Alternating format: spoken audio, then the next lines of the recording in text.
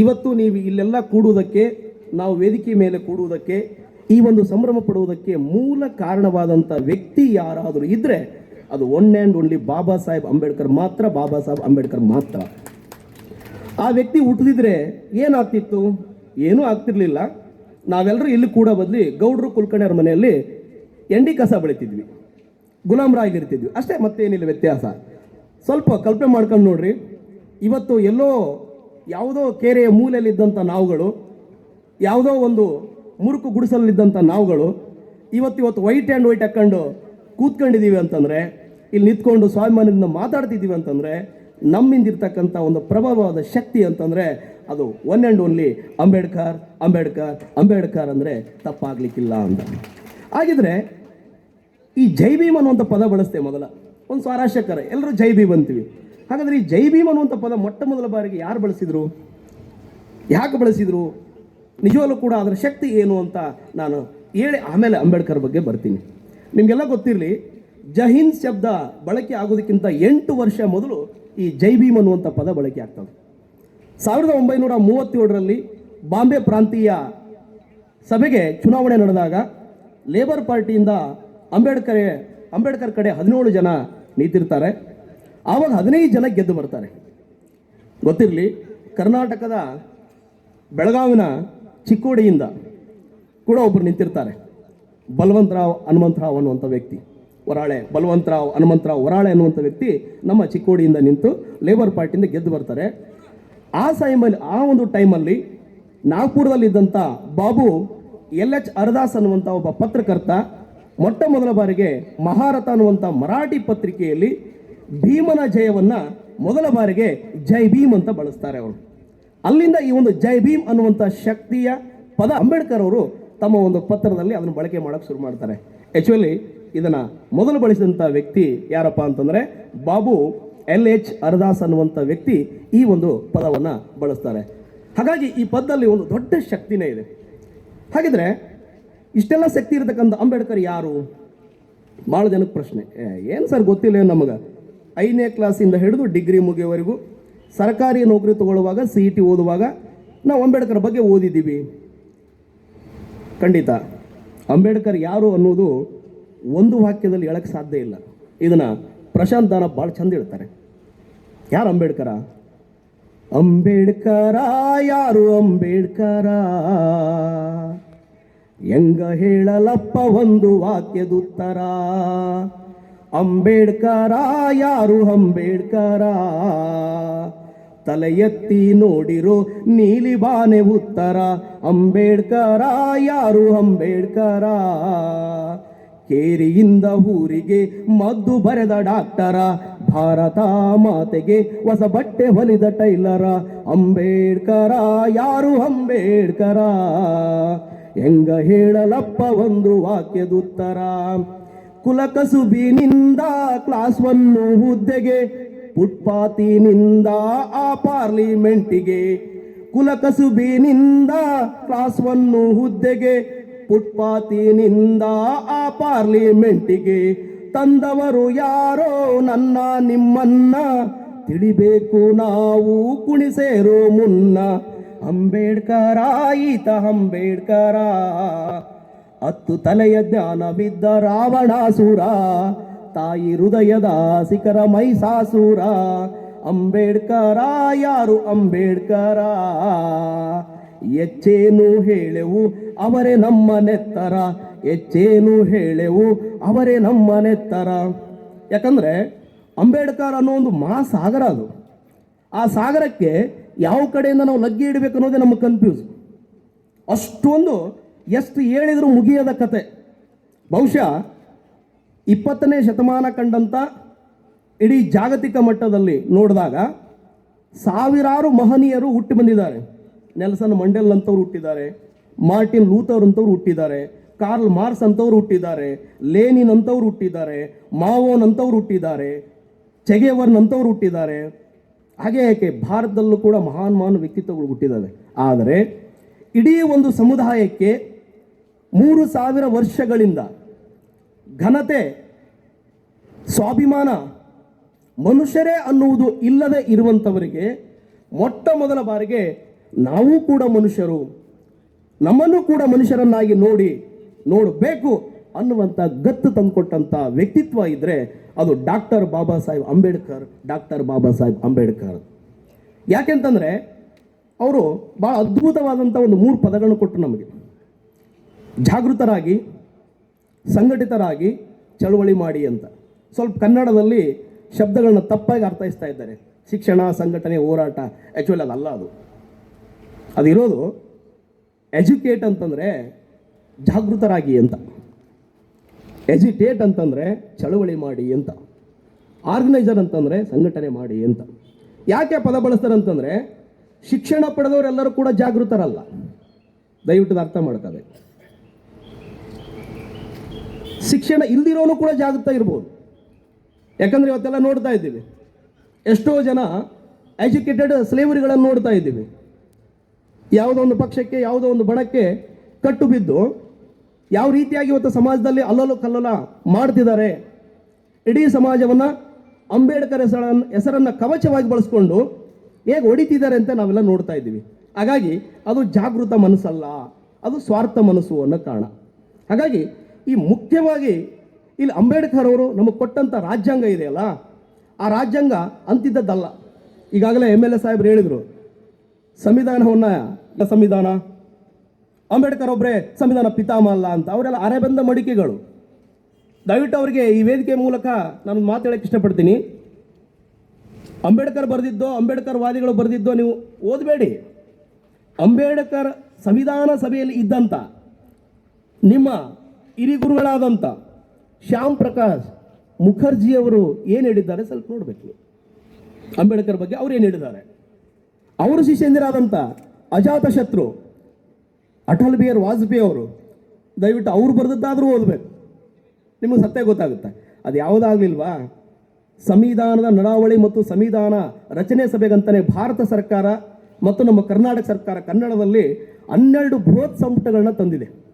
ಸುಮಾರು 15,000 ಪುಟಗಳ ಉಳ್ಳಂಥ ಸಂವಿಧಾನ ಹೇಗೆ ರಚನೆ ಆಯಿತು ಅನ್ನೋದನ್ನು ಅದರಲ್ಲಿ ಒಂದೊಂದು ಅಕ್ಷರಗಳನ್ನ ಬರೆದಿದ್ದಾರೆ. ನಿಮಗಷ್ಟೆಲ್ಲ ಓದೋಕ್ಕಾಗಲ್ಲ, ಅದು ನಮಗೆ ಗೊತ್ತು.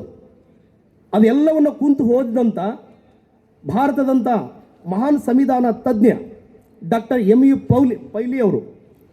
ಪೈಲಿ 15,000 ಪುಟಗಳನ್ನು ಓದಿ ಅವರೇ ಒಂದು ಅದ್ಭುತ ಗ್ರಂಥ ಬರೆದಿದ್ದಾರೆ. ಭಾರತ ಸಂವಿಧಾನ, ಸರ್ಕಾರ, ರಾಜಕೀಯ ಅಂಥೇಳಿ. ಅದರಾಗ ಅವರು ಅಂಬೇಡ್ಕರ್ ಅವ್ರನ್ನ ಭಾರತದ ಸಂವಿಧಾನ ಪಿತಾಮಹ ಅಂತ ಬಳಸ್ತಾರೆ. ನೀವು ಕೇಳ್ತೀರಲ್ಲ ಭಾಳ ಜನ ಸಂವಿಧಾನ ಪಿತಾಮಹ ಅಂತ ರೆಕಾರ್ಡ್ ಎಲ್ಲೈತಂತ. ಅದಕ್ಕೆ ಓದಬೇಕು. ವಾಟ್ಸಪ್ಪಲ್ಲಿ ಓದಿ ಶಾಣ್ಯರಾಗೋದಲ್ಲ. ಮಹಾನ್ ಗ್ರಂಥಗಳನ್ನು ಸ್ವತಃ ಅಂಬೇಡ್ಕರ್ ಅವರೇ ಬರೆದಿದ್ದಾರೆ. 20,000 ಪುಟಗಳಲ್ಲಿ ಅಂಬೇಡ್ಕರ್ ಅವರು ಬರೆದಿದ್ದು 22 ಸಂಪುಟಗಳಾಗಿದ್ದಾವೆ. ನಾವು ಏನೂ ಓದೋದು ಬೇಕಾಗಿಲ್ಲ. ಈ 22 ಸಂಪುಟಗಳನ್ನು ಸುಮ್ಮನೆ ಕಣ್ಣಾಡಿಸಿದ್ರೆ ಸಾಕು, ಅದ್ಭುತವಾದಂಥ ಸ್ವಾಭಿಮಾನದ ಬದುಕನ್ನು ಹೇಗೆ ನಡೆಸಬೇಕು, ನಮ್ಮ ಹಕ್ಕುಗಳನ್ನು ಹೇಗೆ ಪಡಿಬೇಕು, ನಾವು ಭಾರತೀಯರಂಥ ಹೆಮ್ಮೆಯಿಂದ ಹೆಂಗೆ ಜೀವಿಸಬೇಕು ಅನ್ನೋದನ್ನು ಪ್ರತಿ ಪುಟದಲ್ಲೂ ಅಂಬೇಡ್ಕರ್ ಅವರು ಸಂಶೋಧನಾತ್ಮಕವಾಗಿ ಬರೆದಿದ್ದಾರೆ. ಅಷ್ಟು ಓದಿರಿ ಸಾಕು. ಅದಕ್ಕೆ ಹೇಳಿದ್ದವರು ಓದು ಓದು ಓದು. ಎಲ್ಲಿವರೆಗೂ ಓದಬೇಕಂದ್ರೆ ಜಗತ್ತು ನಿನ್ನ ತಿರುಗಿ ನೋಡಬೇಕು, ಅಲ್ಲಿವರೆಗೆ ಓದು ಅಂತ ಸುಮ್ಮನೆ ಹೇಳಿಲ್ಲ. ಅದಕ್ಕೆ ನಾನಿಲ್ಲಿ ಅಂಬೇಡ್ಕರ್ ಅವರ ಜೀವನ ಕಥೆ ಹೇಳೋಕ್ಕೆ ಹೋಗೋದಿಲ್ಲ. ಯಾಕಂದರೆ ಎಲ್ರಿಗೂ ಗೊತ್ತಿದೆ. ಅಂಬೇಡ್ಕರ್ ಅವ್ರಿಗೆ ಯಾರಿಗೆ ಗೊತ್ತಿಲ್ಲ ಹೇಳಿ ಅಲ್ವಾ? ಅಂಬೇವಾಡೆ ಊರದಿಂದ ಹಿಡಿದು ಆ ಕಾರಣಕ್ಕೆ ಅವ್ರು ಏನಪ್ಪ ಅಂದ್ರೆ ರಾಜ್ಯಾಂಗ ರಚನೆ ಮಾಡೋಕ್ಕೆ ಬರ್ತಾರೆ. ಆದರೆ ಅಷ್ಟು ಸುಲಭವಾಗಿ ಬರೋದಿಲ್ಲ. ಅಲ್ಲೂ ಕೂಡ ದೊಡ್ಡ ಷಡ್ಯಂತ್ರಗಳು ನಡೀತಾವ. ಯಾವಾಗಲೂ ಏನಪ್ಪ ಅಂದರೆ ಪಾಚಿ ನೀರಿಗೆ ವೈರಿ ಅನ್ನುವ ಹಾಗೆ ಅಂಬೇಡ್ಕರ್ ವಿರುದ್ಧ ಅದೇ ತಳ ಸಮುದಾಯದ ಕಮಿಟಿಯ ನಾರಾಯಣನನ್ನು ನಿಲ್ಲಿಸಿ ಬಾಂಬೆಯಲ್ಲಿ ಸೋಲಿಸ್ತಾರೆ. ಆದರೆ ನಂತರ ಪಶ್ಚಿಮ ಬಂಗಾಳದಲ್ಲಿ ಮಂಡಲ್ ಅವರು ಅವಕಾಶ ಮಾಡಿಕೊಟ್ಟಾಗಲೂ ಕೂಡ ಭಾರತ ಪಾಕಿಸ್ತಾನ ಡಿವೈಡ್ ಆದಾಗ ಅಲ್ಲೂ ಕೂಡ ಅವಕಾಶವನ್ನು ಕಳ್ಕೋತಾರೆ. ಎಷ್ಟು ಅದ್ಭುತ ಅಂತಂದರೆ ನಿಮ್ಗೆ ಗೊತ್ತಿರಲಿ, ಇತ್ತೀಚೆಗೆ ಎಲ್ಲ ಹೇಳ್ತಾ ಇದ್ದಾರಲ್ಲ ಬೆನಗಲ್ ರಾಮರಾಯರವರು ಸಂವಿಧಾನ ಬರೆದ್ರು ಅಂತ. ಯಾವ ಆಧಾರದ ಮೇಲೆ ಹೇಳ್ತಾ ಇದ್ದಾರೆ ಅಂದರೆ ಆ ಕೋಟ್ ಹೇಳಿಬಿಡ್ತೀನಿ. ನೀವು 1947 ಜೂನ್ 3, 1947 ಜುಲೈ 13. ಇದ್ರ ಮಧ್ಯೆ ಅಂಬೇಡ್ಕರ್ ಅವರು ಹೊರಗುಳಿತಾರೆ ಸಂವಿಧಾನ ಸಭೆಯಿಂದ. ಯಾಕೆ ಉಳಿತಾರಪ್ಪ ಅಂತಂದರೆ ಬಾಂಬೆದಲ್ಲಿ ಸೋಲ್ತಾರೆ. ನಂತರ ಭೂಪೇಂದ್ರನಾಥ್ ಮಂಡಲ್ ಅವರು ಬಂಗಾಳದಲ್ಲಿ ಅವಕಾಶ ಕೊಡ್ತಾರೆ. Bad luck, Mount baton plan ಪ್ರಕಾರ ಅದು ಪಾಕಿಸ್ತಾನಕ್ಕೆ ಹೋಗ್ತದ. ಹಾಗಾಗಿ ಇವರು ಪಾಕಿಸ್ತಾನ ಸೇರಬೇಕಾಗ್ತದ. ಅಂಥ ಸಂದರ್ಭದಲ್ಲಿ ಅವರು ಹೊರಗುಳಿತಾರ. ಆ ಸಂದರ್ಭದಲ್ಲಿ ಈ ರಾವ್ ಅವರು ಒಂದಿಷ್ಟು ಕರಡುಗಳನ್ನು ರಚನೆ ಮಾಡ್ತಾರೆ, ಸಲಹೆಗಳನ್ನು ಕೊಡ್ತಾರೆ. ಆ ಸಲಹೆಗಳನ್ನೇ ಇವತ್ತುವರೆಗೂ ಅದೇ ಭಾರತ ಸಂವಿಧಾನ ಅವರೇ ಬರೆದಿದ್ದು ಅಂತ ಅವರೆಲ್ಲ ಊಹಿಲ್ ಒಪ್ಪಿಸ್ತಿರೋದು. ಅದಕ್ಕೆ ನೀವು ಉತ್ತರ ಕೊಡ್ಬೇಕಂದ್ರೆ ಫಸ್ಟ್ ಓದೋದು ಕಲಿಬೇಕು ಅಷ್ಟೇ, ಮತ್ತೇನಿಲ್ಲ. ನಿರರ್ಗಳವಾಗಿ ಓದಿದ್ರೆ ಮಾತ್ರ ಸತ್ಯಗಳು ಹೊರಗೆ ಬರ್ತವೆ. ಅದು ನೆನ್ಪಿಟ್ಕೊಳ್ಳಿ. ಬಹಳ ಜನಕ್ಕೆ ಗೊತ್ತಿಲ್ಲ, ಅಂಬೇಡ್ಕರ್ ಅವರು ಹೊರಗಿದ್ದಾಗ ಇಬ್ಬರು ಮಹಾನ್ ವ್ಯಕ್ತಿಗಳು ಬಾಂಬೆ ಪ್ರಾಂತೀಯ ಪ್ರಧಾನಮಂತ್ರಿ ಆದಂಥ GB ಕೇರ್ ಅವರಿಗೆ ಪತ್ರ ಬರೀತಾರೆ. ಒಂದು ಜೂನ್ 30ಕ್ಕೆ, ಇನ್ನೊಂದು ಜುಲೈ 1ಕ್ಕೆ. ಜೂನ್ 30ಕ್ಕೆ ಯಾರು ಪತ್ರ ಬರೀತಾರಪ್ಪ ಅಂತಂದ್ರೆ ಮಾನ್ಯ ಭಾರತದ ರಾಷ್ಟ್ರಪತಿಗಳಾದಂಥ ಡಾಕ್ಟರ್ ರಾಜೇಂದ್ರ ಪ್ರಸಾದ್ ಅವರು ಬರೀತಾರೆ. ಜುಲೈ 1ನೇ ತಾರೀಕಿಗೆ ಯಾರು ಬರೀತಾರಪ್ಪ ಅಂತಂದ್ರೆ ಮಾನ್ಯ ಸರ್ದಾರ್ ವಲ್ಲಭಾಯ್ ಪಟೇಲ್ ಅವರು ಬರೀತಾರೆ. ಅವರಿಬ್ಬರು ಬರೀತಾರೆ ಏನಂತಂದ್ರೆ, ಮಾನ್ಯ ಬಾಂಬೆ ಪ್ರಾಂತೀಯ ಪ್ರಧಾನಮಂತ್ರಿಗಳಾದಂಥ ಕೇರ್ ಅವರೇ, ಅಂಬೇಡ್ಕರ್ ಅವರು ಇಂಡಿಯಾ ಪಾಕಿಸ್ತಾನ ಡಿವೈಡ್ ಆದಕ್ಕೆ ಕಾರಣಾಂತರಗಳಿಂದ ಹೊರಗೆ ಉಳ್ಕೊಂಡ್ಬಿಟ್ರು. ಒಂದು ವೇಳೆ ಏನಾದರೂ ಅವ್ರು ಹೊರಗೆ ಉಳ್ಕೊಂಡ್ರೆ, ಹೊರಗೆ ಉಳಿದ್ಬಿಟ್ರೆ ಖಂಡಿತವಾಗ್ಲೂ ಭಾರತ ಸಂವಿಧಾನ ರಚನೆ ಮಾಡೋಕ್ಕೆ ಸಾಧ್ಯನೇ ಇಲ್ಲ. ನೀವೇನು ಮಾಡ್ತೀರೋ ಗೊತ್ತಿಲ್ಲ, ಇಮಿಡಿಯೇಟ್ ಆಗಿ ಅವರಿಗೆ ಬಾಂಬೆ ಪ್ರಾಂತ್ಯದಿಂದ ನಮ್ಮ ಸಂವಿಧಾನ ಸಭೆಗೆ ಕಳಿಸ್ಬೇಕು ಅಂತ ಅವ್ರು ಬರೀತಾರೆ. ಸೇಮ್ ಟು ಸರ್ದಾರ್ ವಲ್ಲಭಾಯ್ ಪಟೇಲ್ ಅವರು ಬರೀತಾರೆ, ಮಾನ್ಯ ಕೇರ್ ಅವರೇ, ಜುಲೈ 14ನೇ ತಾರೀಕಿಗೆ ಸಂವಿಧಾನ ಸಭೆಯ 4ನೇ ಸಭೆ ಇದೆ, ಅತಿ ಪ್ರಮುಖವಾದಂಥ ಸಭೆ ಅದು. ಆ ಸಭೆಗೆ ಮಾನ್ಯ ಡಾಕ್ಟರ್ ಜಿ ಇರಲೇಬೇಕು. ಅದೇನು ಮಾಡ್ತಾರೆ ಗೊತ್ತಿಲ್ಲ, ನೀವು ಕೂಡ ಕಳಿಸ್ಬೇಕು ಅಂತಾರೆ. ನೋಡಿ, ಅಂಬೇಡ್ಕರ್ ಅವರಿಗೆ ಆ ಶಕ್ತಿ ಇಲ್ದಿದ್ದರೆ, ಅಂಬೇಡ್ಕರ್ ಅವರು ಜ್ಞಾನವಂತರ ಆಗಿಲ್ಲದಿದ್ದರೆ, ಅಂಬೇಡ್ಕರ್ ಅವರು ಸರ್ವರನ್ನ ಸಮಾನವಾಗಿ ನೋಡಿಲ್ಲದಿದ್ದರೆ ಈ ಇಬ್ಬರು ಮಹಾನ್ ವ್ಯಕ್ತಿಗಳು ಅಷ್ಟು ಒತ್ತಡ ಆಗ್ತಿರಲಿಲ್ಲ. ಈ ಇತಿಹಾಸವನ್ನು ತಿಳಿಬೇಕು. ಆ ಕಾರಣಕ್ಕೋಸ್ಕರ ಅವ್ರು ಏನಪ್ಪ ಅಂದರೆ ವಾಪಸ್ ಸಂವಿಧಾನ ಸಭೆಗೆ ಬರ್ತಾರೆ. ಅವರು ಬಂದು ದೊಡ್ಡದಾದಂಥ ಭೀಮ ಕಾರ್ಯ ಮಾಡ್ತಾರೆ. ನಿಮಗೆಲ್ಲ ಗೊತ್ತಿದೆ, 2 ವರ್ಷ 18 ದಿವಸ 18 ತಿಂಗಳು 11 ದಿವಸ ಸಂವಿಧಾನ ಬರೀತಾರೆ. ಕರಡು ಸಮಿತಿಯಲ್ಲಿ 7 ಜನ ಇದ್ದರು, 6 ಜನ ಕಾರಣಾಂತರಗಳಿಂದ ಡ್ರಾಪ್ ಆದರು. ಇವರೊಬ್ಬರೇ ಆ ಭೀಮ ಕಾರ್ಯವನ್ನು ಬರೆದರೂ ಕೂಡ 1949 ನವೆಂಬರ್ 25ನೇ ತಾರೀಕಿಗೆ ಒಂದು ಅದ್ಭುತವಾದ ಭಾಷಣ ಮಾಡ್ತಾರೆ ಅಂಬೇಡ್ಕರ್ ಅವರು. ಇದು ದಯವಿಟ್ಟು ಎಂಥ ಒಂದು ಕರುಳು ಉಳ್ಳಂಥ ಮನುಷ್ಯನ ಭಾಷಣ ಅಂತ ನಾವು ತಿಳ್ಕೋಬೇಕು.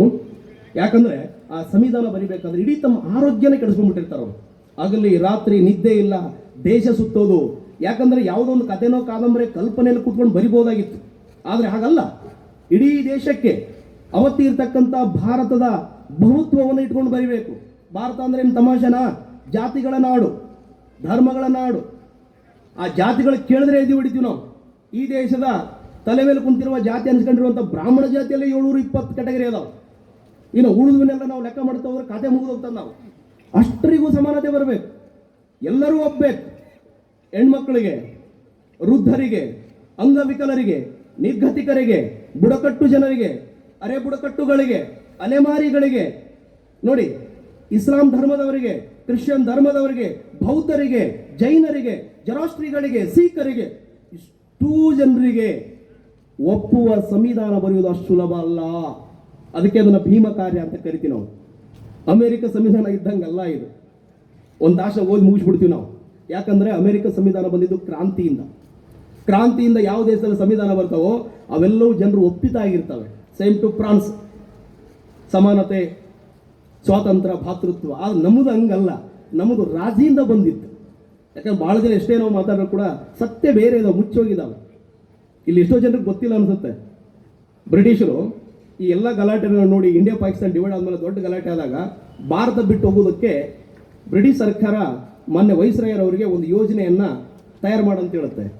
ನಿಮಗೆ ಗೊತ್ತಿದೆನಾ? 1948 ಮಾರ್ಚ್ ಒಳಗಡೆ ಭಾರತವನ್ನ ಬಿಟ್ಟು ಹೋಗೋದಕ್ಕೆ ಬ್ರಿಟಿಷ್ ಹಾಕಿಕೊಂಡ ಯೋಜನೆ ಏನಂದ್ರೆ ಮ್ಯಾಡ್ ಹೌಸ್ ಅಂತ. ಅಂದ್ರೆ ಹುಚ್ಚರು ಮನೆ ಅಂತ ನಮಗೆ ದಯವಿಟ್ಟು ಅರ್ಥ ಮಾಡ್ಕೋಬೇಕು. ಆ ಯೋಜನೆ ಹೆಸರೇನು? Mad house. ಅಂದ್ರೆ ಇಲ್ಲಿ ಹುಚ್ಚರಿದ್ದಾರೆ, ಬಿಟ್ಟು ಹೋಗೋಣ ಅಂತ ಮ್ಯಾಡ್ ಹೌಸ್ ಅಂತ ಹೇಳ್ತಾರ. ಯೋಜನೆ 1948 ಮಾರ್ಚ್ 30 ಬಿಟ್ಟು ಕಂಪ್ಲೀಟ್ ಆಗಿ ಭಾರತವನ್ನು ಬಿಟ್ಟು ಹೋಗ್ಬೇಕಲ್ಲ ಬ್ರಿಟಿಷರು. ಹಾಗಾಗಿ ಮ್ಯಾಡ್ ಹೌಸ್ ಅಂತ ಹೇಳ್ತಾರೆ. ಅಂತ ಮ್ಯಾಡ್ ಹೌಸ್ ಅಲ್ಲೂ ಕೂಡ ಒಬ್ಬ ಮಹನೀಯ ಮಹಾತ್ಮ ಹುಟ್ಟಿ ಇಡೀ ಭಾರತಕ್ಕೆ ಒಂದು ಚಿಂತನೆಯನ್ನು ಕೊಟ್ಟನಲ್ಲ, ಅದು ಸಾಮಾನ್ಯದಲ್ಲ. ದೇಶ ವಿದೇಶಗಳಿಗೆ ಹೋಗಿ ಓದ್ಕೊಂಡು ಬಂದ. ನಿಮಗೆಲ್ಲ ಗೊತ್ತಿದೆ ಎಷ್ಟರ ಮಟ್ಟಿಗೆ ಅಂದ್ರೆ, ಹಂಗಂತೇಳಿ ಅಂಬೇಡ್ಕರ್ ಏನು ಬಡವ್ರ ಮನೆಯಲ್ಲಿ ಹುಟ್ಟಿದವರಲ್ಲ. ಜಾತಿ ಇವ್ರು ಹೇಳುವ ಹಾಗೆ ಕೊನೆ ಇರ್ಬೋದು, ಯಾರೋ ಜಾತಿವಾದಿಗಳು ಹೇಳುವ ಹಾಗೆ. ಆದರೆ ಅವ್ರ ತಂದೆ ಒಬ್ಬ ಗೌರವಸ್ಥ ಮಿಲಿಟರಿ ಅಧಿಕಾರಿ. ಅವ್ರಿಗೆ ಕಡಿಮೆ ಇರಲಿಲ್ಲ, ಚೆನ್ನಾಗಿತ್ತು. ಮಧ್ಯದಲ್ಲಿ ಸ್ವಲ್ಪ ಸಮಸ್ಯೆ ಆಯಿತು. ಹಂಗೆ ಚೆನ್ನಾಗಿದ್ರು ಕೂಡ ಅಂಬೇಡ್ಕರ್ ಅವರು ಮದುವೆ ಆಗೋದಕ್ಕೆ ಜಾಗ ಕೊಡಲಿಲ್ಲ ದೇಶದ ಜನ. ಲಾಸ್ಟ್ ಏನಪ್ಪ ಅಂತಂದ್ರೆ ಬಾಂಬೆಯಲ್ಲಿ ಒಂದು ಸ್ಲಮ್ಮಲ್ಲಿ ಇರ್ತಕ್ಕಂಥ ಡಬಕ್ ಚಾಳದಲ್ಲಿ ಮೀನುಗಾರರ ಒಂದು ವಸತಿಯಲ್ಲಿ ರಾತ್ರಿ ಮದುವೆ ಮಾಡ್ತಾರಂದ್ರೆ ಅರ್ಥ ಮಾಡ್ಕೊಳ್ಳಿ ಎಷ್ಟೊಂದು ಜಾತಿವಾದಿ ಮನಸ್ಸುಗಳು ಇವತ್ತು ಇದಾವೆ ಅಂತ. ಇವತ್ತೆಲ್ಲರೂ ಮಾತಾಡ್ತೀವಿ ನಾವು. ಅದಕ್ಕೆ ನಾನು ಬರುವಾಗ ನನ್ನ ಸ್ನೇಹಿತರು ಹೇಳ್ತಿದ್ದೆ ಮಾತಾಡ್ತಾ, ಅಂಬೇಡ್ಕರ್ ಜಯಂತಿ ಕಾನೂನಿನ ಚೌಕಟ್ಟಲ್ಲಿ ಆಗಬಾರ್ದು, ಹೃದಯದ ಚೌಕಟ್ಟಲ್ಲಿ ಆಗಬೇಕು. ಏನಾಗಿದೆ ಅಂದ್ರೆ ಎಷ್ಟರ ಮಟ್ಟಿಗೆ ಸ್ಕೂಲು ಕಾಲೇಜಲ್ಲಿ ನೋಡ್ತಿರ್ತೀವಿ, GPS ಹಾಕ್ತಾರೆ, ಫೋಟೋ ಇಡ್ತಾರೆ, ಹಾರ ಹಾಕ್ತಾರೆ, ಕೈ ಹೊಡಿತಾರೆ, ಮಾಮೂಲರ ಎಂಬ ದೀನ್ ಅಂತ ಹೇಳಿ ಫೋಟೋ ತೆಗೆಸಿ ಕಳಿಸ್ಬಿಡ್ತಾರೆ ಆಫೀಸ್ಗೆ. ಅಷ್ಟೇನಾ? ಇದೇನಾ ಅಂಬೇಡ್ಕರ್ ಇಸಮ್ ಅಂದ್ರೆ? ಅಂಬೇಡ್ಕರ್ಗೆ ಗೌರವ ಕೊಡೋದಂದ್ರೆ ಇದೇನಾ? ನಾವು ದಯವಿಟ್ಟು ಗೌರವ ಕೊಡುವುದಾದ್ರೆ ಮನಪೂರ್ವಕ ಕೊಡಿ, ಇಲ್ಲ ಬಿಟ್ಬಿಡಿ. ಆದ್ರೆ ಒಬ್ಬ ವ್ಯಕ್ತಿಯನ್ನು ಹೀನಾಯವಾಗಿ ನೋಡುವುದನ್ನ ನಮ್ಮ ಸಂಸ್ಕೃತಿ ಒಪ್ಪಲ್ಲ. ಇದು ಗಮನದಲ್ಲಿರಲಿ. ಯಾಕಂದ್ರೆ ಇಲ್ಲಿ ಬದುಕ್ತಿರೋದೇ ಆತ್ಮಗೌರವಕ್ಕೋಸ್ಕರ, ಸ್ವಾಭಿಮಾನಕ್ಕೋಸ್ಕರ, ಮನುಷ್ಯರಂತ ಅನ್ಸ್ಕೊಂಡಿದ್ದೇ ಆ ಕಾರಣಕ್ಕೋಸ್ಕರ. ನಾವು ಎಷ್ಟೋ ವರ್ಷಗಳಿಂದ ಗುಲಾಮಗಿರಿಯನ್ನು ಮಾಡ್ಕೊಂಡು ಬಂದಂತ ಒಂದು ಜನಕ್ಕೆ ಸ್ವಾಭಿಮಾನದ ಬದುಕನ್ನು ಕಟ್ಟಿಕೊಟ್ಟಿದ್ದಷ್ಟೆಲ್ಲ ಸರ್ವರು ಸಮಾನರಾಗಿರ್ಬೇಕು ಅನ್ನುವಂಥ ಒಂದು ವಿಚಾರ ಇಟ್ಕೊಂಡಂತ ವ್ಯಕ್ತಿಗೆ ನಾವು ಮನಪೂರ್ವಕ ಗೌರವ ಕೊಡೋಣ, ಜಾತ್ಯಾತೀತವಾಗಿ, ಧರ್ಮಾತೀತವಾಗಿ. ಯಾಕೆ ಮಾತು ಹೇಳ್ತೀನಿ ಅಂತಂದ್ರೆ, ಇಡೀ ಜಗತ್ತೇ ಅಂಬೇಡ್ಕರ್ನ ಕೊಂಡಾಡ್ತದೆ. ಗೊತ್ತಿರಲಿ, ಇವತ್ತು ಅಮೆರಿಕದ 50 ರಾಜ್ಯದ ಅಮೆರಿಕದಲ್ಲಿ 50 ರಾಜ್ಯಗಳಲ್ಲೂ ಅಂಬೇಡ್ಕರ್ ಜಯಂತಿ ಇದೆ ಇವತ್ತು. ಅದರಲ್ಲಿ 3 ಪ್ರಮುಖ ರಾಜ್ಯಗಳಲ್ಲಿ ಏಪ್ರಿಲ್ 14ರಿಂದ ಏಪ್ರಿಲ್ 21ರವರೆಗೆ ಅಂಬೇಡ್ಕರ್ ವಾರ ಅಂತ ಹೇಳಿ ಆಚರಣೆ ಮಾಡ್ತಾ ಇದ್ದಾರೆ. ಯಾವಾಗಲೂ ಹಂಗೆ ಇಲ್ಲ, ಹಿತ್ತಲು ಗಿಡ ಮದ್ದಲ್ಲ, ಪಕ್ಕದ ಮನೆಯವರಿಗೆ ನಾವು ಯಾವತ್ತು ಒಳ್ಳೆಯವರಲ್ಲ. ಇಡೀ ಜಗತ್ತು 192 ದೇಶಗಳಲ್ಲಿ ಗೌರವಿಸ್ತಾರೆ. 158 ದೇಶಗಳಲ್ಲಿ ಅಂಬೇಡ್ಕರ್ ಅಧ್ಯಯನ ಕೇಂದ್ರಗಳಿದ್ದಾವೆ. ಅದರ ಅರ್ಥ ಏನು? ಆತನ ವಿಚಾರ ಇಡೀ ಜಗತ್ತಿಗೆ ಬೇಕಂತ. ಇವಾಗಲೂ ಕೂಡ ನೀವು ಲಂಡನ್ನಲ್ಲಿ ಅಂಬೇಡ್ಕರ್ ಅವರು ಓದಕ್ಕೆ ಹೋದಾಗ ನಂಬರ್ 10 ಕಿಂಗ್ ರೋಡಲ್ಲಿರ್ತಕ್ಕಂಥ ಆ ಹೌಸ್ಗೆ ಒಂದು ಹೆಸರಿಟ್ಟಿದ್ದಾರೆ. ಆ ಮನೆಯವರು ಬಾಡಿಗೆ ಇದ್ರಿ ಇವರು ಯಾವುದೋ ಒಂದು ಲಂಡನ್ನಲ್ಲಿ. ಏನಂತ? ಈ ಮನೆ ಭಾರತದ ಮಹಾನ್ ವ್ಯಕ್ತಿ ಇದ್ದಂಥ ಮನೆ ಅಂತ ಬರೀತಾರೆ. ಭಾರತದಲ್ಲಿ ಹುಟ್ಟಿದಂಥ ಒಬ್ಬ ಮಹಾನ್ ವ್ಯಕ್ತಿ ಈ ಮನೆಯಲ್ಲಿ ಇದ್ದ ಅಂತ ಬರೀತಾರೆ. ಅಂದ್ರೆ ಅವ್ರಿಗೆ ಅಷ್ಟೊಂದು ಹೆಮ್ಮೆ ಐತಂದ್ರೆ ನಾವ್ಯಾಕ್ರಿ ಹೆಮ್ಮೆಯಿಂದ ಇರಬಾರ್ದು? ನಾವ್ಯಾಕೆ ಹೆಮ್ಮೆ ಪಡಬಾರ್ದು? ಯಾಕಂದ್ರೆ ಯಾವಾಗಲೂ ಹೊರಗಡೆಯಿಂದನೇ ಬರ್ಬೇಕಾ? ಹೊರಗಡೆಯಿಂದನೇ ನಮ್ಮನ್ನು ಗುರುತಿಸ್ಬೇಕಾ? ಇದು ನಾವು ಆತ್ಮವಿಮರ್ಶೆ ಮಾಡ್ಕೊಳಕ್ ನಾ ಹೇಳ್ತಿರೋದು. ಇಲ್ಲಿ ಯಾರನ್ನೂ ಇದನ್ನ ಹೇಳೋದಕ್ಕಲ್ಲ, ಆತ್ಮವಿಮರ್ಶೆ. ಯಾಕಂತಂದ್ರೆ ಒಂದು ಸಂದರ್ಭ ಬರ್ತದ. ಏನು ಸಂದರ್ಭ ಬರ್ತದಂದ್ರೆ, ಫ್ರಾನ್ಸಲ್ಲಿ ನಡೆಯುವಂಥ ಘಟನೆ ಅದು. ಭಗವಾನ್ ಎಸ್ ಗಿದ್ವಾಯ್ ಅನ್ನುವಂಥ ಒಬ್ಬ ಮಹಾನ್ ಚಿಂತಕರು, ಭಾರತದವರು, ಅದ್ಭುತವಾದಂಥ ಕಾದಂಬರಿಕಾರರು. ಅವರು ಒಂದು ಫೆಲೋಶಿಪ್ಗೆ ಹೋಗಿರ್ತಾರೆ. ಹೋದಾಗ ಅಲ್ಲೊಬ್ಬ ವಿದ್ಯಾರ್ಥಿನ ಭೇಟಿ ಆಗ್ತಾರೆ. ಅವರು ಲೈಬ್ರರಿಯಲ್ಲಿ ಭೇಟಿಯಾಗಿ ಆಮೇಲೆ ಇಬ್ರು ಟೀ ಕುಡಿಯಕ್ಕಂತ ಹೊರಗಡೆ ಬಂದು ಕೂತ್ಕೋತಾರೆ. ಸುಮ್ಮನೆ ಕೇಳ್ತಾರೆ ಅವರು, ಯಾವ್ರು ನಿಮ್ಮದು ಅಂತ. ಅವ್ರು ಇಲ್ಲೇ ಫ್ರಾನ್ಸಲ್ಲಿ ಒಂದು ಸಿಟಿ ಅಂತ ಆ ಹುಡುಗ ಹೇಳ್ತಾನೆ. ಆ ಹುಡುಗ ವಾಪಸ್ ಕೇಳ್ತಾನೆ, ನಿಮ್ದು ಯಾವುದು? ನಮ್ಮದು ಇಂಡಿಯಾ ಅಂತ. ಅವಾಗ ಅವ್ನು ಏನು ಹೇಳ್ತಾನೆ ಗೊತ್ತಾ? ಓ, ಟಿಪ್ಪು ರಾಜದವ್ರ ನೀವು ಅಂತಾನೆ. ಯಾಕೆ ಹೇಳ್ತಾ ಇದ್ದೀನಂದ್ರೆ, ಎಲ್ಲೋ ಮೈಸೂರಲ್ಲಿ ಹುಟ್ಟಿದಂಥ ಟಿಪ್ಪು ಫ್ರಾನ್ಸ್ ಅವ್ರಿಗೆ ಗೊತ್ತು. ಆದ್ರೆ ನಮಗೆ ಇವತ್ತು ಕೂಡ ಟಿಪ್ಪು ಬೇಕಾಗಿಲ್ಲ. Same to Ambedkar, same to Ambedkar.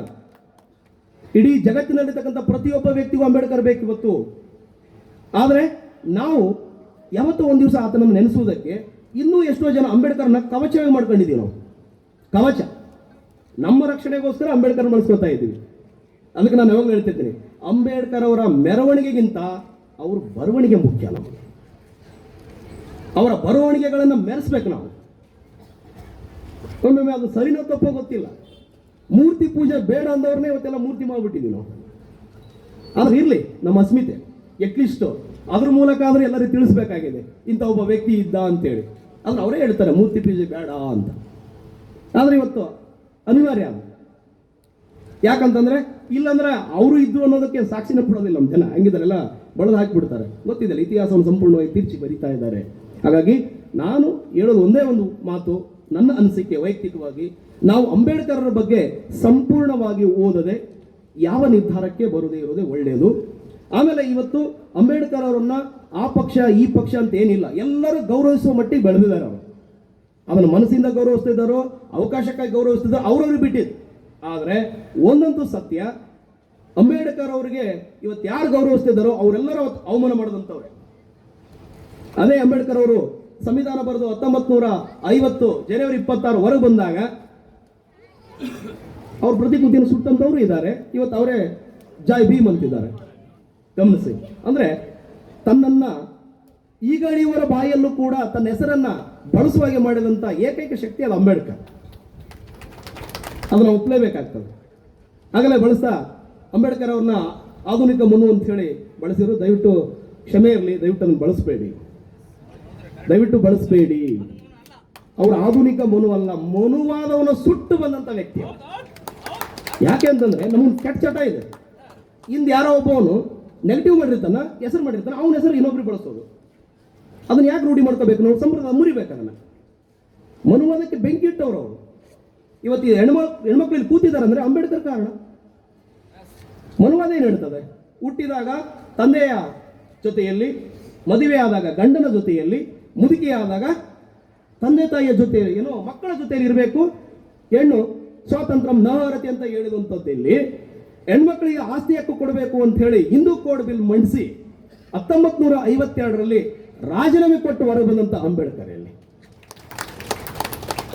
ಅಲ್ವಾ? ಇವತ್ತು ಅವ್ರನ್ನ ಹೋಲಿಕೆ ಮಾಡೋಕ್ಕಾಗತ್ತೇನ್ರಿ? ಅವ್ರದ್ದು ಒಂದು ಮುಟ್ಟಿಗೆಯಷ್ಟು ವಿಚಾರವನ್ನು ಕೂಡ ಬಳಸ್ಕೊಂಡ್ರು ಕೂಡ ಸಾಕು, ಭಾರತ ಭವ್ಯ ಭಾರತ ಆಗುತ್ತೆ. ಮೊನ್ನೆ ಎಸಿ ಸಾಹೇಬರು ಇಡೀ ಅಂಬೇಡ್ಕರ್ ವಿಚಾರವನ್ನು ಬಹಳ ಚಂದ ಸಮರೈಸ್ ಮಾಡಿದ್ರು. ಈ ದೇಶಕ್ಕೆ ನಿಜವಾದ ಸ್ವಾತಂತ್ರ್ಯ ಅಂದ್ರೆ ಅದು ಕೇವಲ ರಾಜಕೀಯ ಸ್ವಾತಂತ್ರ್ಯ ಅಲ್ಲ, ಆರ್ಥಿಕ ಮತ್ತು ಸಾಮಾಜಿಕ ಸ್ವಾತಂತ್ರ್ಯ ಬಂದಾಗ ಮಾತ್ರ ಅದು ನಿಜವಾದ ಸ್ವಾತಂತ್ರ್ಯ ಅಂತ. ಇವತ್ತಿಗೂ ಬಂದಿಲ್ಲ, ನೆನ್ಪಿಟ್ಕೊಳ್ಳಿ. ಇದನ್ನು ನಾವು ಅರೆ ಸ್ವಾತಂತ್ರ್ಯ ಅಂತಾನೆ ಕರೆಯೋದು, ಇಲ್ಲ ಹಸ್ತಾಂತರಿತ ಸ್ವಾತಂತ್ರ್ಯ ಅಂತ ಕರಿತೀವಿ ಹೊರತಾಗಿ ಇದು ಸಂಪೂರ್ಣ ಸ್ವಾತಂತ್ರ್ಯ ಅಲ್ಲ. ಯಾಕಲ್ಲ ಅಂತಂದ್ರೆ ಆರ್ಥಿಕ ಸ್ವಾತಂತ್ರ್ಯ ಅಂದ್ರೆ ಏನು? ಎಂದು ಸ್ವಾತಂತ್ರ್ಯ ಬಂತೋ ಅವತ್ತೇ ಭೂಮಿ ಹಂಚಿಕೆ ಆಗಬೇಕಾಗಿತ್ತು. ಇವತ್ತಿನ ಜಾತಿ ವ್ಯವಸ್ಥೆಗೆ ಮೂಲ ಬೇರೆ ಭೂಮಿ ವ್ಯವಸ್ಥೆ, ಇದು ಗೊತ್ತಿರಲಿ. ಜಮೀನ್ದಾರಿಕೆ ಪದ್ಧತಿ, ಉಳಿಗಮಾನ್ಯ ಪದ್ಧತಿ, ಗೌಡ್ಶಾಹಿ ಪದ್ಧತಿ ಇವು ಅಳಿಯದೆ ಈ ದೇಶದಲ್ಲಿ ಸಮಾನತೆ ಬರಕ್ಕೆ ಸಾಧ್ಯನೇ ಇಲ್ಲ. ನಾವು ಏನ್ ಮಾಡ್ತಾ ಇದೀವಿ ಅಂದ್ರೆ ಶುಗರ್ ಕೋಟ್ ಮಾಡ್ತಾ ಹೋಗ್ತಾ ಇದ್ದೀವಿ, ಬಹಳ ನೈಸ್ ಆಗಿ ನಾಜೂಕಾಗಿ ಶುಗರ್ ಕೋಟ್ ಮಾಡ್ತಾ ಇದ್ದೀವಿ. ಆದರೆ ವಾತ್ಸವ ಒಳಗಡೆ ಬೇರೆ ಇದೆ. ಅವತ್ತು ಅವರು ಆ ಭೂಮಿ ವಿಚಾರನ ಎತ್ತಿದ್ರಿಂದಲೇ 52ರಲ್ಲಿ ನೆಹರು ಅವರು ಭೂ ಸುಧಾರಣೆ ತರುವ ಪ್ರಯತ್ನ ಮಾಡಿದ್ರು. ಆದ್ರೆ ಅಷ್ಟುಲಭ ಇರಲಿಲ್ಲ. ಯಾಕಂತಂದ್ರೆ ಅವತ್ತು ಅವ್ರು ಗೌರ್ಮೆಂಟ್ ಅಲ್ಲಿ ಇದ್ದವರೆಲ್ಲ ಬಂಡವಾಳಶಾಹಿಗಳು ಮತ್ತು ಭೂ ಮಾಲೀಕರೇ ಇದ್ರು. ಅವ್ರ ವಿರುದ್ಧ ಬರೋ ಕಾನೂನನ್ನು ಅವ್ರೇನು ಹೋಗ್ತಾರ್ರಿ? ಇವತ್ತು ಹಂಗೆ ನಡೀತಾ ಇದೆ. ಎಷ್ಟು ಚಂದ ಅಂಬೇಡ್ಕರ್ ವಿಚಾರಗಳನ್ನ ತಿರುಚಿ ತಂದಿವಿ ಅನ್ನಂಗೆ ತೋರಿಸ್ತಾ ಇದ್ದಾರೆ ಅಂತಂದ್ರೆ, ಫಸ್ಟ್ ಹೊಡೆತ ಬಿದ್ದಿದೆ 1931ರಲ್ಲಿ ಅಂಬೇಡ್ಕರ್ ಅವರಿಗೆ. ಈಗಲೂ ಕೂಡ ಅದನ್ನ ಯಾರಾದ್ರೂ ಕೇಳಿದ್ರೆ ಕಣ್ಣ ನೀರು ಬರ್ತದ. ಯಾಕೆ ಅಂತಂದ್ರೆ ಅಂಬೇಡ್ಕರ್ ಅವರಿಗೆ ದಮನಿತ ಮತ್ತು ನಿಮ್ನ ವರ್ಗಗಳಿಗೆ ಅದ್ಭುತವಾದ ಸ್ವತಂತ್ರದ ಹಕ್ಕನ್ನ ಕಿತ್ಕೊಳ್ಳುವಂತ ಸಂದರ್ಭ ನಡೀತದೆ. ಮಾನ್ಯ ಅಂಬೇಡ್ಕರ್ ಅವರು 2ನೇ ದುಂಡು ಮೇಜಿನ ಪರಿಸ್ಥಿತಿಗೆ ಹೋದಾಗ ಅಲ್ಲಿ ಒಂದು ವಿಚಾರ ತಗೊಂಡು ಬರ್ತಾರೆ, ಪ್ರತ್ಯೇಕ ಮತಕ್ಷೇತ್ರ ಮತ್ತು ಡಬಲ್ ವೋಟಿಂಗ್ ಸಿಸ್ಟಮ್. ಸ್ವಲ್ಪ ಅರ್ಥ ಮಾಡ್ಕೊಳ್ರಿ, ಅದು ಏನಾದರೂ ಬಂದಿದ್ರೆ ಖಂಡಿತವಾಗ್ಲೂ ಇಷ್ಟನ್ನೇ ಬೇರೆ ಇರ್ತಿತ್ತು. ಹೇಗಂತಂದ್ರೆ ಆ ನಿಮ್ನ ವರ್ಗದ ಅಭ್ಯರ್ಥಿಗೆ ಅವರೇ ಓಟ್ ಹಾಕೋದು, ಬೇರೆದವರು ಓಟ್ ಹಾಕಂಗಿಲ್ಲ. ಯಾಕೆ ಇದನ್ನು ಕೇಳ್ತಾರೆ ಅಂತಂದ್ರೆ, ಇವತ್ತು ಮೀಸಲಾತಿ ಕೊಟ್ಟಿದ್ದಾರೆ, ಇಲ್ಲ ಅಂತ ಹೇಳಲ್ಲ, ಮೀಸಲು ಕ್ಷೇತ್ರಗಳಿದಾವೆ. ಆ ಮೀಸಲು ಕ್ಷೇತ್ರದಲ್ಲಿ ಎಲ್ಲ ವರ್ಗದವರು ಆಗ್ತಾರೆ, ಓಡ್ತಾರೆ. ಆದ್ರೆ 2000ದಲ್ಲಿ ಗೆದ್ದ ವ್ಯಕ್ತಿ ಮೇಲ್ವರ್ಗದವರ ಮಾತು ಕೇಳುವಂತ ಅನಿವಾರ್ಯ ಸಂದರ್ಭಗಳು ಸೃಷ್ಟಿ ಆಗ್ತವೆ.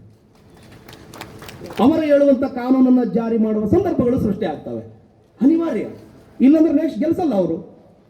ಅದೇ ಪ್ರತ್ಯೇಕ ಮತಕ್ಷೇತ್ರ ಕೊಟ್ಟಿದ್ರೆ ಅಲ್ಲಿ ಭ್ರಷ್ಟಾಚಾರ ನಡೀತಿದ್ದಿಲ್ಲ, ಓಟಿಗೆ 500 ರೂಪಾಯಿ ಕೊಡಬೇಕಾಗಿದ್ದಿಲ್ಲ, ಎಂಡ ಕುಡಿಸ್ಬೇಕಾಗಿದ್ದಿಲ್ಲ, ಕಂಡ ತಿನ್ನಿಸ್ಬೇಕಾಗಿದ್ದಿಲ್ಲ.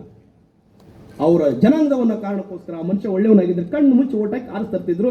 ಆ ವ್ಯಕ್ತಿನ ಕೂಡ ಅಷ್ಟೇ ಪ್ರಾಮಾಣಿಕವಾಗಿ ಅವ್ರ ಉದ್ಧಾರಕ್ಕೋಸ್ಕರ ನಿಂತಿದ್ದ ಅನ್ನುವಂಥ ಆಲೋಚನೆಯಿಂದನೇ ಅವತ್ತು ಪ್ರತ್ಯೇಕ ಮತದಾನ ವ್ಯವಸ್ಥೆನ ಕೇಳಿದ್ರು. ಹಾಗೆ ರಾಷ್ಟ್ರೀಯತೆ ಬಿಟ್ಟಿರಲಿಲ್ಲ ಅಂಬೇಡ್ಕರ್, ಮಹಾನ್ ರಾಷ್ಟ್ರೀಯವಾದಿ ಡಬಲ್ ವೋಟಿಂಗ್ ಸಿಸ್ಟಮ್ ಕೇಳಿದ್ರು. ಒಂದು ನಿಮ್ಮ ವರ್ಗದವರಿಗೆ, ಇನ್ನೊಂದು ಭಾರತಕ್ಕೆ. ಯಾರಾದ್ರೂ ನಿಂತ್ಕೊಳ್ಳಿ, ಈ ಕಡೆಗೆ ರಾಷ್ಟ್ರ ಭಕ್ತಿನೂ ಉಳಿತದೆ, ಈ ಕಡೆ ನಮ್ಮ ಏಳಿಗೆನ ಆಗ್ತದೆ ಅನ್ನುವಂಥ ವಿಚಾರ ಇಟ್ಟಿದ್ದನ್ನ ಮಹಾನ್ಯ ಮಹಾತ್ಮರು ಪುನಃ ಫ್ಯಾಕ್ಟ್ ಅಲ್ಲಿ ಕಿತ್ಕೊಂಡ್ಬಿಟ್ರು. ತುಂಬಾ ನೋವಿನಿಂದ ಹತ್ಕೊಂಡು ಆ ಒಪ್ಪಂದಕ್ಕೆ ಸಹಿ ಆಗ್ತಾರೆ. ಯಾಕಂದ್ರೆ ಅವರು ಅದ್ಭುತವಾದಂತಹ ಒಂದು ಅಸ್ತ್ರವನ್ನ ನಾನಿಲ್ಲಿ ಕಳ್ಕೊಂಡೆ ಅನ್ನುವಂಥ ಮಾತನ್ನ ಹೇಳ್ತಾರೆ. ಅದಕ್ಕೆ ಅವತ್ತಿಂದ ನೋಡಿ ಎಷ್ಟು ಅಡ್ವಾನ್ಸ್ ಆಗಿದ್ದ ಆ ಮನುಷ್ಯ ಅಂತಂದ್ರೆ, ಅವತ್ತು ಹೇಳ್ತಾನೆ, ಈ ಒಂದು ಅಸ್ತ್ರನ ಕೈಯಿಂದ ಹೋಯ್ತು, ಇನ್ನು ನನ್ನ ಜನಗಳು ಉದ್ಧಾರ ಆಗೋದು ಮತ್ತೆ 100 ವರ್ಷ ಮುಂದಕ್ಕೆ ಹೋಯಿತು ಅಂತ. ಇವತ್ತು ಅದನ್ನೇ ನೋಡ್ತಾ ಇದ್ದೀವಿ. ಇವತ್ತು ನಮ್ಮ ಮೀಸಲು ಕ್ಷೇತ್ರಗಳು ಇರ್ಬೋದಿಲ್ಲ ಅಂತ ಹೇಳ್ತಾ ಇಲ್ಲ ನಾನು, ಆದರೆ ಎಷ್ಟರ ಮಟ್ಟಿಗೆ ಸಮರ್ಥವಾಗಿ ಆ ಕ್ಷೇತ್ರಗಳು ನ್ಯಾಯ ಕೊಟ್ಟಿವೆ ಗಮನಿಸಿ. ಅದೇ ಕ್ಷೇತ್ರದಲ್ಲಿ ಎಷ್ಟು ಈ ಜಾತಿ ಹತ್ಯೆಗಳಾಗಿಲ್ಲ, ಅದೇ ಕ್ಷೇತ್ರದಲ್ಲಿ ಎಷ್ಟು ಜಾತಿ ದೌರ್ಜನ್ಯಗಳಾಗಿಲ್ಲ, ಇವೆಲ್ಲವನ್ನು ಗಮನಿಸಿದಾಗ ಅವತ್ತು ಅಂಬೇಡ್ಕರ್ ಯಾಕೆ ಆಲೋಚನೆ ಮಾಡಿದ್ರು ಅನ್ನೋದು ಕೂಡ ಇಲ್ಲಿ ನಮಗೆ ಸ್ಪಷ್ಟವಾಗ್ತದೆ. ಇದೇ ರೀತಿಯಾಗಿ ಅವರು ಸಂವಿಧಾನದಲ್ಲೂ ಕೂಡ ಪ್ರಯತ್ನ ಪಟ್ಟರು. ಅದಕ್ಕೆ ಅವರು 1950 ಜನವರಿ 26 ಹೊರಗೆ ಬಂದಾಗ ಹೇಳುವಂಥದ್ದು ಒಂದೇ, ಸಂವಿಧಾನವೇನೋ ಬರೆದಿದ್ದೀನಿ, ಬಟ್ ಆದರೆ ನೀವು ನೆಮ್ಮದಿಯಿಂದ ಇರೋದು ಡೌಟ್ ಅಂತ. ನೆಮ್ಮದಿಯಿಂದ ಡೌಟ್ ಯಾಕಂತಂದ್ರೆ ಸಂವಿಧಾನ ಕೆಟ್ಟದ್ದಿದ್ದು ಅದನ್ನು ಜಾರಿ ಮಾಡೋರು ಒಳ್ಳೆ ವ್ಯಕ್ತಿ ಆಗಿದ್ದರೆ ಖಂಡಿತವಾಗಲೂ ನೆಮ್ಮದಿಯಿಂದ ಇರ್ಬೋದು. ಸಂವಿಧಾನ ಒಳ್ಳೆಯದಿದ್ದು ಮುಂದೆ ಬರುವ ಅದನ್ನು ಜಾರಿ ಮಾಡೋರು ಕೆಟ್ಟವರಾದರೆ